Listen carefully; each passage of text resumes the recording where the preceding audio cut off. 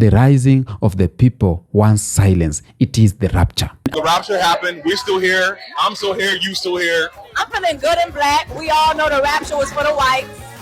You guys, I'm about to cry. I just heard the best thing in the whole wide world. Africa just made their own internet. The world is falling apart because Africa is rising, and maybe you guys don't actually see what's going on. You've been distracted by Charlie Kirk, Donald Trump, and all the other side shows that have been going on. But you see, the main thing that's actually going down is that Africa is rising, and the Western countries don't know how to exist. They don't know how to exist in a world where African countries are no longer dependent on them. And my example that I'm going to use to, further support my argument is France.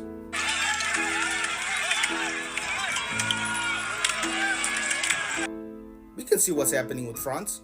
You think it's a coincidence that ever since the Sahel region has basically nationalized most of their resources and have said, listen, we're no longer gonna give supplies to France, that all of a sudden now France is struggling economically? They've got protests left, right, and center. You think that is a coincidence? What are Western countries actually going to do if they can't get a hold of Africans' resources? Because we know that they came up with the plan with the IMF loans, right? And now Africans have now become alive that these IMF loans are problematic. What is their next step? Is it random political parties where we don't know who's funding them? Is it random protests where we don't know who's starting them? All of these questions, you can see. Sorry guys, I'm a person who's got trust issues, as you can see. So I'm worried. What are Western countries going to do to get their hands back on African resources? What are they gonna do? Huh? You answer me that. Okay, that's your homework. That's your homework. Please come back to me. Do some research. Come back into my comment section and tell me how you think Western countries are gonna get their hands back on African resources. True rapture is here. The true rapture is here. But it is not the one that the world is waiting, or is not the one that the world thought it would be. Because for a number of years, white nations preached a false prophecy. They told the world that the rapture would come with them being lifted up as chosen ones, while black people were left at the bottom. But today, the world is seeing the opposite. The rapture unfolding before our very own eyes. And it's not about white supremacy being exalted. It's about black people rising and white nations falling. When I talk about the rapture, I don't talk about the rapture, biblical rapture. I hope we are all in one page. I'm talking about the real rapture of the world. When you talk about biblical rapture, we talk about when God comes back, the son of Adam comes back, the righteousness will go up, and those who are sinners will go to hellfire and they burn each and 400 of years. So for example, I thought of, what if this rapture can be about black people, Africans rising up and enjoying life, and now those who unalived black people, those who colonize black people, brutalize black people, they are the one who will face the real madness of the world. That's what I'm thinking. Grand rising kings and queens from Africa and across the ocean. I thank you and I love you so much, and I honor your presence here today. And you are witnessing a shift in history that no media, no government, no church, no system can hide. We are living in a time where prophecy is being fulfilled. The oppressed are rising, and the rejected are being restored, and the despised are being crowned. When you look at Africa today, young people standing up, shaking off corruption, removing leaders who sold our people out of foreign powers.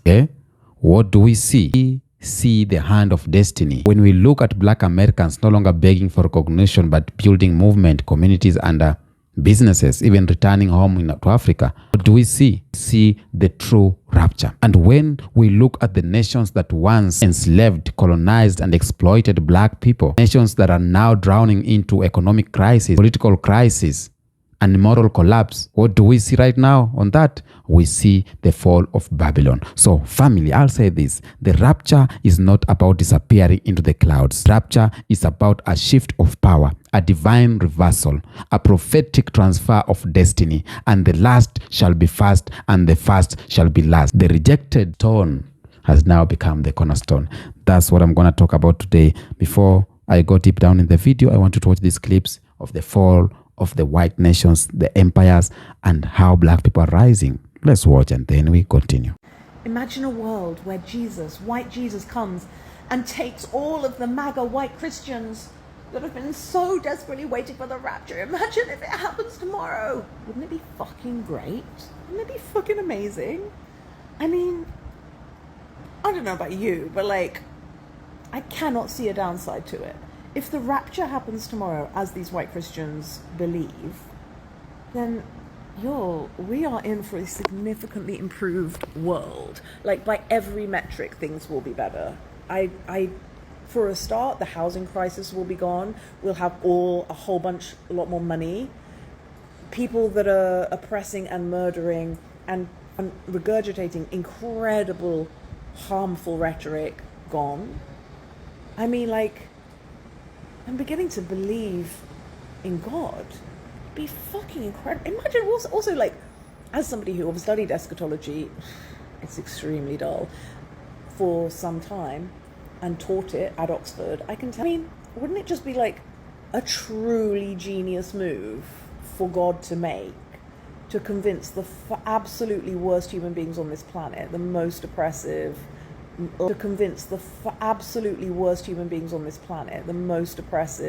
least positively contributing people, that they are going to be taken up to heaven by white Jesus?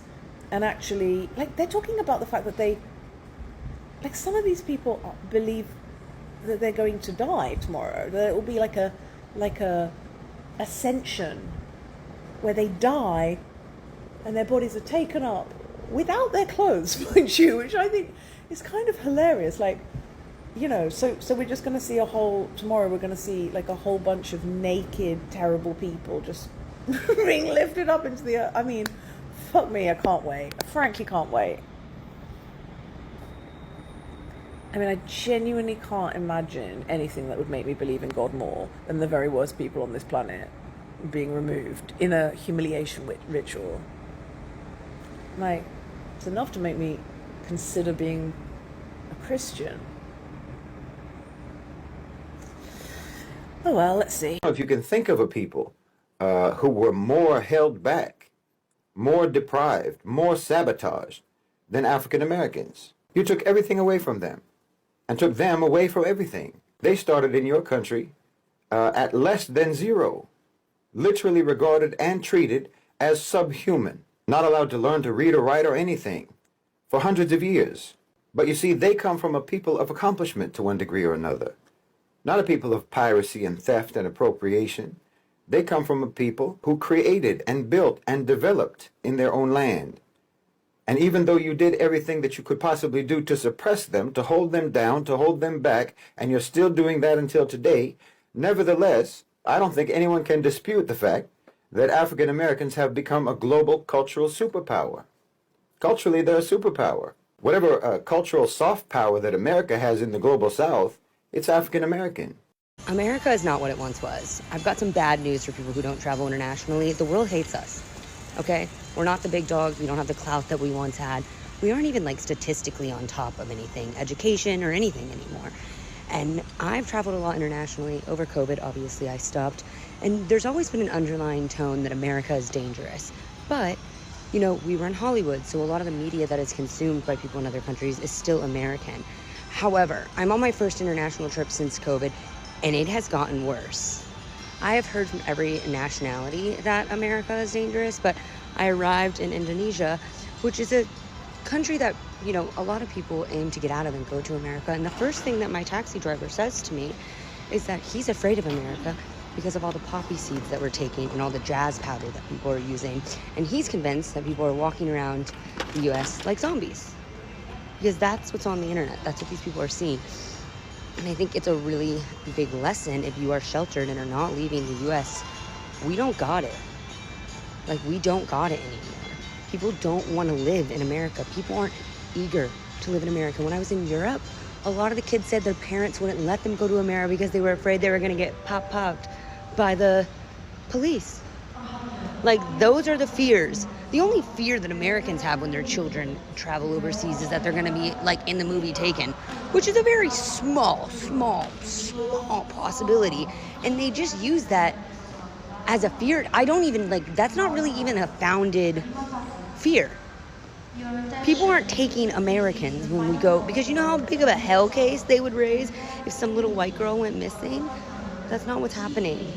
But what is happening is other people from other nations are going to America and bad things are happening to them. So, just a reminder, we ain't shit. The world is witnessing the death of America. Not from an outside force, but from a low-level con man, a pathological liar, a convicted felon, an adjudicated rapist that also inherited $400 million at birth and still managed to go bankrupt 6 times. Yet he's convinced millions of Americans that he's their savior, that he's this great deal maker, that he's this great leader. It's almost, if it was a movie, we would go see it and we would think it was completely unrealistic. We would think enough people would rise up to stop him, just as we believed the Germans would do that before Hitler seized control of the country and murdered 6 million Jews. You guys, this is happening right now and we are running out of time fast. Let's look at the facts. You think I'm exaggerating? He's got the courts locked up. He's got the judges terrified.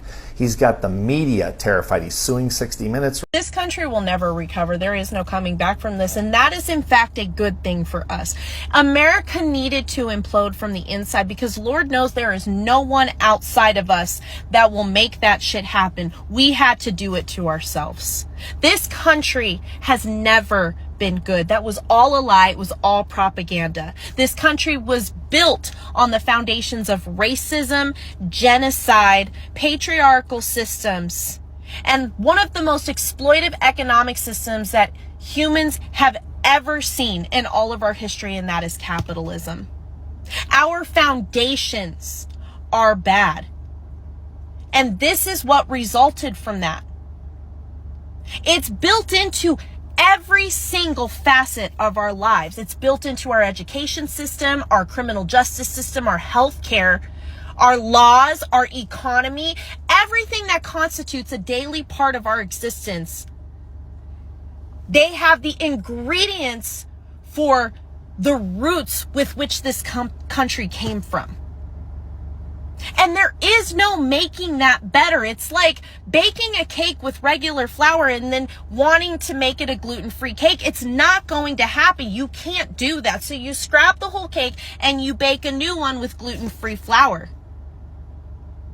It's like cleaning out an infectious wound. If you don't get every last bit of the bad bacteria, it will get reinfected. A tumor, if you don't scrape out every single last cancerous cell, the tumor will regrow. And that is the reason why we keep seeing this shit popping up every single generation. We are fighting the same fucking fights over and over because we have never completely cleaned out the racist, patriarchal, capitalist, genocidal roots that are our foundations in this country. It has to crumble. It has to. And the shitty part about it is how much collateral damage there will be in the process in terms of the people who are harmed by this. But every single one of us is now paying the price for the evil, oppressive systems that our ancestors built this country on. That is their legacy. And so it is our responsibility to be better ancestors to our descendants, to build a system that they don't have to suffer from 100, 200 years from now. Africa is going to be the strongest continent in the world. When I said that 25 years ago, people were like, you crazy. Okay, it's a natural, if you know anything about business, 2 + 2 = 4, this plus this equals a product. It's inevitable. Watch. And I've already told y'all, in another, it's speeding up now. 6 years, I'm out of here. I am out of here. I am out of here. I'm putting my assets somewhere else and I'm going to buy shit that's real. Buy stuff real. Everybody black at the sound of my voice, you need to prepare to get out of here and raise your kids in Africa. Whatever conflict we got with them, fine. And that's why I say, watch. I am proud of the African leaders. I'm proud of my black people. Listen, everybody gonna be moving to the motherland. Let me tell you what's going on. While Guyana is putting money and jobs to Bangladesh, people from Bangladesh, China, and India, the African leaders are refining their minerals right there and putting and giving jobs to the people. You understand? Why would you give jobs to people that don't even live in your country? All they're gonna do is send their money back for their family, while their own people is starving, hungry, robbing, stealing. Listen, it's the black people is being oppressed in Guyana. Wake up, wake up. Shout out to Africa. This is food for thoughts. You guys, I'm about to cry. I just heard the best thing in the whole wide world. Africa just made their own internet. And what does that mean? That means they don't need to use any Western servers anymore. They're using all of their own cables. Google doesn't even have access to their internet. Whenever they Google something in Africa, they don't get all of the Western media first. They don't get all of the crap that the West wants you to think about Africa first. They get Timbuktu, they get Mali, they get the empires that were collapsed. They get the magic that they had. They have things in their own languages. The United States can't use their information against them. They can't say, oh, if you want, to access the internet, if you want your schools to have internet, you have to go through us. They can't use their own political algorithms to influence people. They don't have any political or monetary power. All the money they were paying for internet and from Google to Google in Silicon Valley, they can keep. That was $50 billion. It was $50 billion they were paying every year to go towards to American shareholders and companies. They get to keep that inside of Africa. And then since that's going to African people and African engineers, you know what that's going to do? Is going to spark more businesses, more infrastructure, more all that. Imagine having $50 billion extra dollars every year. Oh my God, I'm so excited. Welcome back. Let me talk about the false rapture that white nations and the systems sold to the world. For centuries, they built churches, school, and media, and that taught us one thing, that the salvation was theirs, that they were the chosen, and that the destiny of the world revolved around their rise. They painted pictures of angels with white skin, a Jesus with blonde hair and blue eyes, and saints that looked nothing like the people of the Bible. They told us that when the end of the days come, the world would be lifted, or they would be lifted into heaven, while the rest of the world, especially the black world, will remain in suffering. That was not religion. That was not prophecy. This was colonization dressed as theology. It was brainwashing. It was a system built to keep black people looking up at the sky for deliverance while ignoring the oppression on the ground. But here's the truth. The real rapture is not about escaping earth. The real rapture is about transforming on earth. And that transformation is happening through us, children of Africa scattered across the world. Just think about this. In Africa, nations once controlled by colonial governments are now pushing back. Young Africans in countries like Burkina Faso, Mali, Nigeria, Niger, Kenya are no longer satisfied with being told to wait. They are standing against foreign interference. They are demanding leadership or leaders who will serve the people, not the West. That is the rapture. The rising of the people once silenced. It is the rapture. In America, black people are waking up. Black people are no longer satisfied with just being part of their system. Black people are creating their own wealth, their own platforms, their own movement. They are telling the world that we don't need validation from the very system that enslaved us. That is the rapture. Globally, black culture has become the standard. The music, the style, the rhythm, the voice of protest, all of it comes from us, black people. And while white nations crumble under economic instability, Black people rise with creativity, resilience, and power, and that is the rapture. The false rapture said that wait for heaven, but the true rapture says heaven is breaking out right now as justice, liberation, as reversal. Now, my good family, that's what I'm going to talk about. And we are going deeper because this shift is not just random. It is not just coincidence. No. It is connected to prophecy, to history, and to spiritual law. So whatever you sow, you must reap. White nations sowed slavery, colonization, exploitation, and oppression, and now they are reaping stability, division, and collapse. Black people, on the other hand, sowed endurance, creativity, faith, and resistance. And now we as black people, we are reaping restoration and recognition and rising. So the true rapture is ripping off centuries of struggle. Let me tell you something here. The West thought that their power will last forever, yeah? Rome thought the same, Britain thought the same, France thought the same. Every empire in history thought it was eternal, till the moment came when the oppressed rose and the empire fell. So we are living at the moment again. The Babylon of today, the white control nation systems and powers are being shaken economically, politically, culturally, socially. And on the other hand, the children of Africa are rising. And this is why the headlines, you see headlines of the youths in the street of Africa, African countries demanding change. This is why you see black Americans choosing to reconnect with the Africans instead of begging for the seat. There's a lot that is happening that is telling you that the rapture is here. A lot is happening which is telling you that the end is here. And this is the end of the colonialism, supremacy. It's the end of the who has power, because that power is shifting. On the other hand, the real thing, we see the collapse of white nations, okay? And when we speak of white nations falling, we are not just speaking from emotion or anger, okay? We are speaking from observation, history, prophecy. Every empire has its time, okay? And when it is time to go down, you go down, okay? No technology, no money, no anything can save you.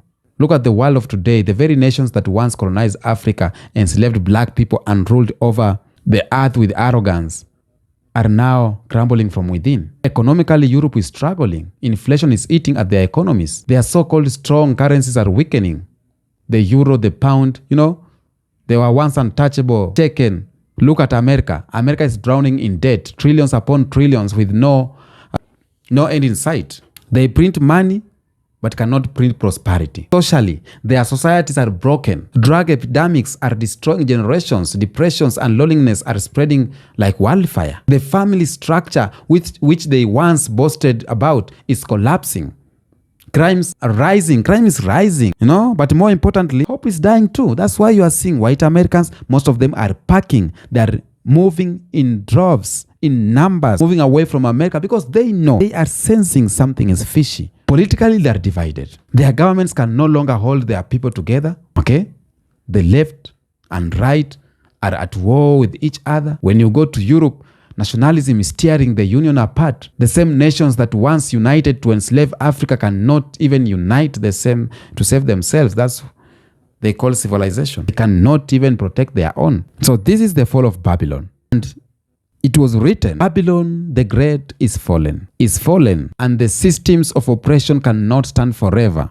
And meanwhile, black people, Africans, the most despised, the most rejected, they are rising. That is what I call reversal. Do you see that reversal? Okay? Do you see the shift? That is the rapture. When you look closely to Africa, for a number of years, for centuries, the world called Africa poor, weak, and dependent. But what we are seeing today is different. We are seeing a generation of young Africans who are refusing to be colonized, who are refusing to bow down to the white systems. In Burkina Faso, in Mali, in Niger, we saw young soldiers and civilians rise to reject the chains of neo-colonialism. And they said, no more France. They say no more French control, no more French military, no more Western puppets. We want to build our own country with our own hands. In Kenya, we saw young people fill the street challenging a government that tried to suffocate them through debts and taxes, through financial bill where they could merge taxes and pile taxes in huge. Kenyans chanted on the street, the youths, that we are the generation that will no longer be silent. In South Africa, we see the same. Across the continent, young Africans are uniting, networking, building businesses, creating technology, expressing art, and connecting with their brothers and sisters in the diaspora. This is the rapture. A generation being lifted not by foreign aid, not by white approval, but by destiny itself. Okay? And the world is scared. The world is scared because they know that an awakening Africa is unstoppable. And the same Africa they divided with borders, looted with corporations, and mocked with propaganda, it's now uniting, rising, and claiming its rightful place. The youth of Africa are the chosen generation right now. They are the one who will finish what our ancestors began. We as the youth of Africa, we gonna finish what our ancestors began. We are the ones who will declare that Africa will never be slave again. Don't forget Black Americans. From chains to leadership. For 400 years, they tried to break Black Americans. They tried to change them, end their minds, end their community. But the story did not end in slavery. Black Americans have turned chains into culture. They have turned pain into power. They have turned oppression into expression, from the blues to hip hop, from the gospel to jazz, from the civil rights to Black Lives Matters. The voice of Black Americans has shaped the consciousness of the world. And today, that voice is saying something. That voice is building wealth. We see Black entrepreneurs building wealth. We see Black scholars writing history. We see Black activists leading global conversation about justice. We see Black creators shaping culture so powerful that even those who once mocked now imitate us. Okay?